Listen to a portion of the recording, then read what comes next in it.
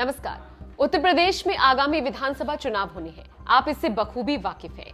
इन चुनावों को लेकर नेता राजनेता किस तरह से सियासी बयानबाजी कर रही हैं, ये भी आप जानते ही हैं। इसी बीच यूपी के उप मुख्यमंत्री केशव प्रसाद मौर्य ने चुनावों में जीत का दम भरा है। डिप्टी सीएम केशव प्रसाद मौर्य ने मीडिया से बातचीत के दौरान ये कहा कि यूपी में बीजेपी बहुमत से सरकार बनाएगी। उन्होंने कहा बीजेपी आगामी चुनावों में 300 से ज्यादा सीटें जीतेगी और पूर्ण बहुमत से सरकार बनाने में कामयाब होगी। ये तमाम बातें केशव प्रसाद मौर्य ने वाराणसी में मीडिया से बात करते हुए कही।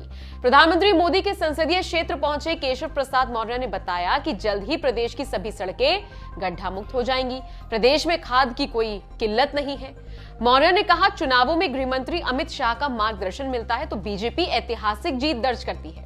साल 2017 इस बात का गवाह है। केशव प्रसाद मौर्य ने कहा बीजेपी हमेशा नए रूप और नई रणनीति के साथ आती है। माननीय श्री अमित शाह जी जो देश के गृह मंत्री हैं, उत्तर प्रदेश में जब चुनाव होते हैं और उस चुनाव में जब माननीय अमित शाह जी का मार्गदर्शन होता है तो भारतीय जनता पार्टी ऐतिहासिक सफलता प्राप्त करती है।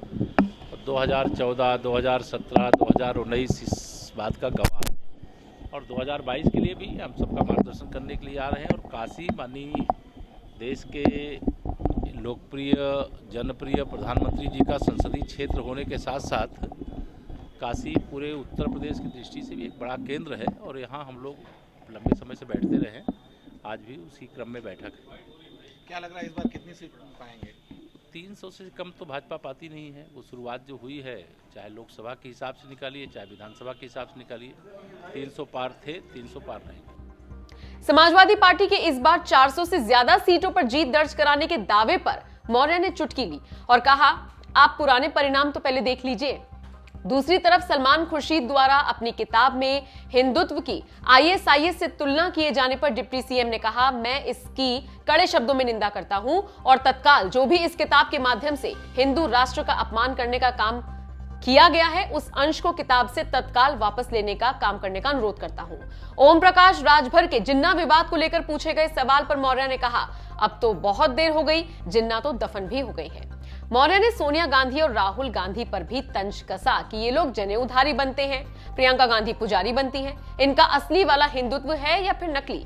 अगर 2014, 17 और 19 का उनसे क्या दावा था वो सवाल जोड़ करके कि पहले भी तो आपका यही दावा था और उस दावे में कितना दम था, अगर उसको आप ध्यान रखोगे तो समझ में आ जाएगा कि उनके दावे तो हवा हवाई होते हैं। हमारे दावे हकीकत होते हैं, ज़मीनी सच्चाई होती है और भारतीय जनता पार्टी के संगठन का तंत्र है, जनता का आशीर्वाद है, केंद्र और प्रदेश सरकार का किया गया काम। नहीं आएंगे बाहर सलमान खुर्शीद की किताब आई है जो जिसमें हिंदुत्व वह बहुत मैं कड़े शब्दों में निंदा करता हूं और तत्काल जो भी इस किताब के माध्यम से एक तरह से हिंदू संगठनों का जो राष्ट्रभक्त संगठन है और हिंदू समाज का अपमान करने का काम किया गया है, तत्काल वह अंश उस किताब से वापस लें और श्रीमती सोनिया गांधी जी और ये श्री राहुल गांधी जी जो जनेऊधारी बनते हैं, श्रीमती प्रियंका वाड्रा जी जो बड़ी पुजारिन बनती हैं, उनका असली वाला हिंदुत्व है या असली भगवान की भक्ति है कि नकली भक्ति है। 2 दिन से यह विषय चल रहा है। अभी कांग्रेस के यह तीनों लोगों का कोई बयान मैंने देखा नहीं। सर, एक ताज़ा वीडियो आया है चुनाव कमल के फूल की अगुवाई में लड़ा जाएगा या किसी व्यक्ति के नाम पे लड़ा जाएगा? नहीं, कमल का फूल तो सदा रहता है चुनाव निशान, लेकिन आदरणीय योगी आदित्यनाथ जी हमारे प्रदेश के मुख्यमंत्री हैं, वह हमारे मुख्यमंत्री हैं, उनकी अगुवाई में हम लोग लड़ रहे हैं चुनाव और लड़ेंगे और जीतेंगे।